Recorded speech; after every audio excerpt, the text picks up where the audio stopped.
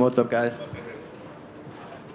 Oh, Sean, over here. Yeah. Before we get into the fight talk in your upcoming title fight, I have to ask, your name's on the canvas. We've noticed next looks to good, huh? Sweet Sweat and giant pink letters. How'd that come about? Yeah, we're dropping a limited edition, Sweet Sweat Sugar collaboration, coming soon. Can't say too much about it right now, but how sweet is that? See Sugar in the octagon right there with Sweet Sweat, nice and pink. I love it.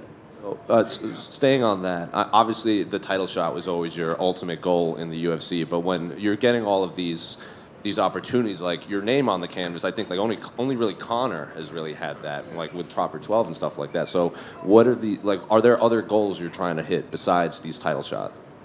I think title shot's most important right now. With that comes a lot of other opportunities. So main focus right now is on Aljamain. That's it.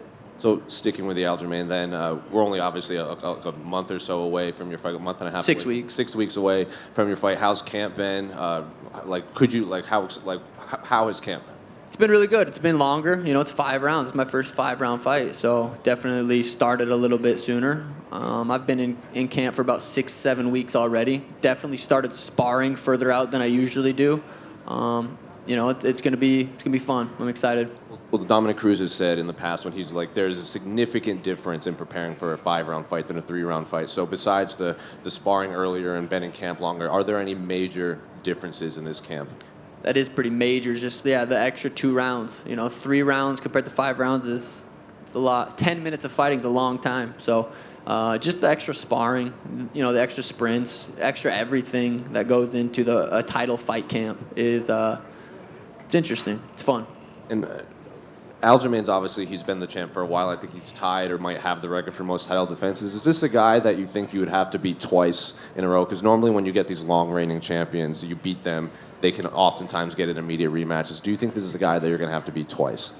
I know he said after this fight he's going up to 45 regardless. So this is a risky fight for him. He could go up right now, be champ, and get that potential, champ fight.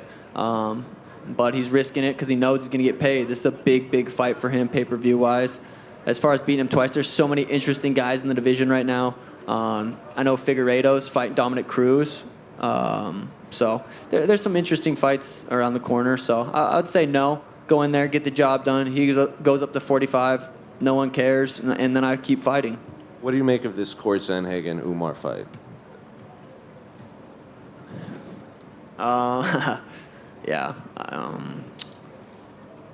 Doesn't make sense in my eyes. I think we're just look at fighting, look at business differently, and I think it's a very poor decision. Go out there and win. It's not.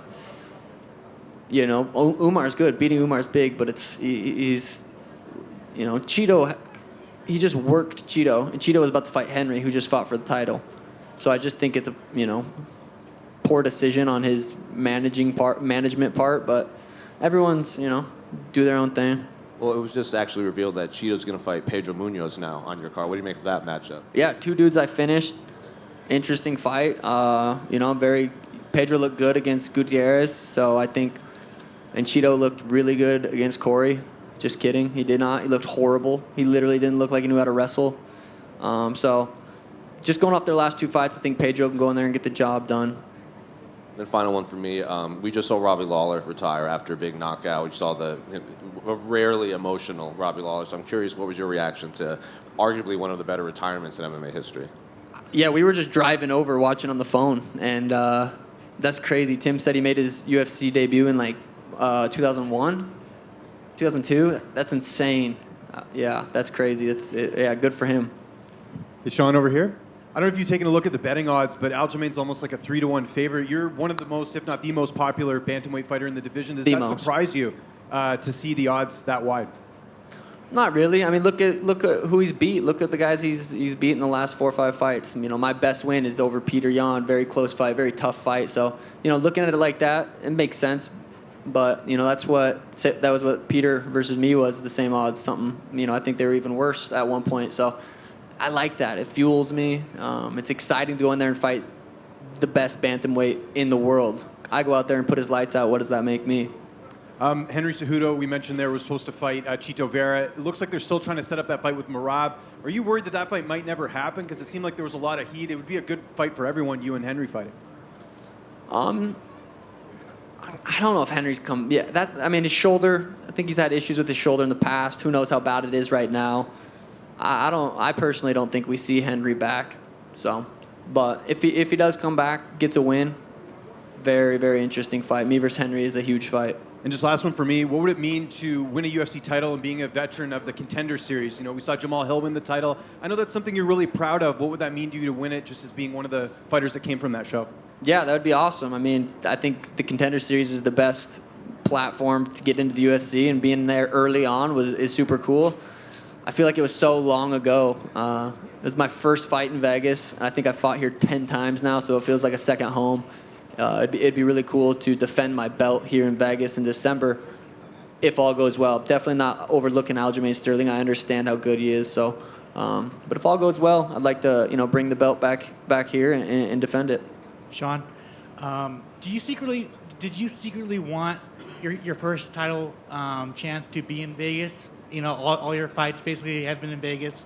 Fighting in Boston, did you want your first title shot to be in Vegas? Yeah, not secretly. I would love my first title defense to be in Vegas. I got Resorts World right there, fight week, make it nice and easy for me. Head over there after party at Zook, which is also happening tonight. But yeah, Vegas, I would love to. I love fighting in Vegas. I'm very excited to fight in Boston, though. I really am. But Vegas, it's just something different here. Do you have anything planned for your hair? I don't really have a color. Who knows what we're going to do. It's kind of always last second, but it'll be beautiful as always. And then finally, Aljamain came out and said that this fight is against his will. What are your thoughts on that? Yeah, that sucks. I remember, yeah. I don't really, it's a shitty position for him to be in. I didn't choose that. Like I said, he could have stayed the champ, moved up, fought winner tonight potentially, and then, but like I said, that's a big pay-per-view for him. It's going to probably at least double what he just did against Henry. So, he's making financial decisions right now. You don't get to be in this game for too long. You don't get opportunities to fight one of the biggest stars too often, and he's not passing it up. Thanks. Hey, Sean back here. Sean back here. A lot of times fighters, before they win the physical belt, they already have the mindset of a champion, and they believe that they're the champion. Do you believe that you are the champion despite not having the physical belt? I believe I'm capable of becoming the champion 100%. You have to kind of get into that mindset. I had that mindset going into a bunch of my last fights. Definitely against Peter Yan, I knew how dangerous he was, and I knew I had to bring a certain level of focus and discipline to that fight. So yeah, I definitely have that mindset. And then also, last one for me. I know a lot of times, fighters, they like to visualize the fights and sequences before they actually happen. And we've seen people like Israel Adesanya, they get emotional when they just think about their journey and they think about the fight itself. For you, whenever you do visualize this fight, what are the emotions like? Yeah, I think there's still 6 weeks of work. We still got a long time. The closer I get to fights, the more I can kind of visualize and see what's happening. I have a good idea of how this fight's going to play out, but fighting's fucking crazy. So, you almost have to be prepared for everything. Obviously, Aljo's a very heavy grappling guy, so, I see it playing out a certain way. The closer the fight gets, the more clear that vision becomes. Sean, just here. You said about how you think the fight will play out. Where do you see your strengths in this fight? Wrestling. I'm going to wrestle fuck him. Just jokes. I'm going to strike. I'm going to do what I do. It's no secret. It's a striker versus grappler matchup. That's it. I'm going to go out there and try to put his lights out. I do that every time I fight. Has there been anybody that's hurt Peter Yan? Anyone that's been able to catch him, crack him? I dropped him to a knee in the second round. I can find people's chins. I do find people's chins. I built a career off knocking people out in the first round. So he cuts a lot of weight. When you cut a lot of weight, that brain liquid goes away. It doesn't take many shots. Could take one shot right on the chin to put him down. And I know I'm capable of that. So that's how I see it going down.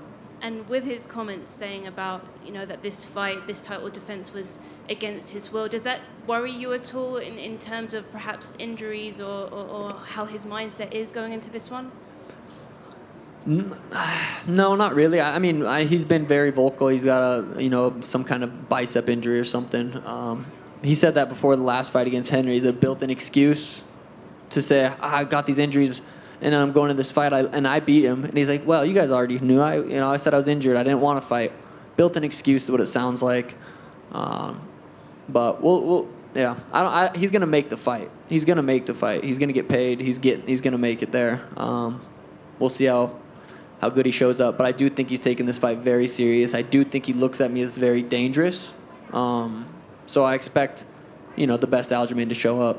Sean, And right over here. sorry, just last one. And can you put into words how much the title, capturing the title, how much would that mean to you? Yeah, it would be wild. Started kickboxing, started training when I was 16 years old. Win the UFC belt when I'm 28 would be awesome. But I really do feel like this is just kind of the beginning of my career. I have a long time. The UFC's got a couple superstars, but I'm a big star right now. August 19th, I become a superstar and take over the sport. And that's the plan. Sean, going off that, it's kind of a perfect segue. You've been dealing with fame for a while now, but when you get a UFC belt, it kind of goes to the next level. How are you preparing yourself for, the people who are going to come out of the woodwork and trying to pull you this direction and that direction, and how do you think you'll handle it? I bought a farm recently, so I got a cow and some chickens. So I'm gonna just be a farmer for a little bit, and I feel like that'll keep me grounded. All jokes aside, I really do think, staying out there, I'm just staying.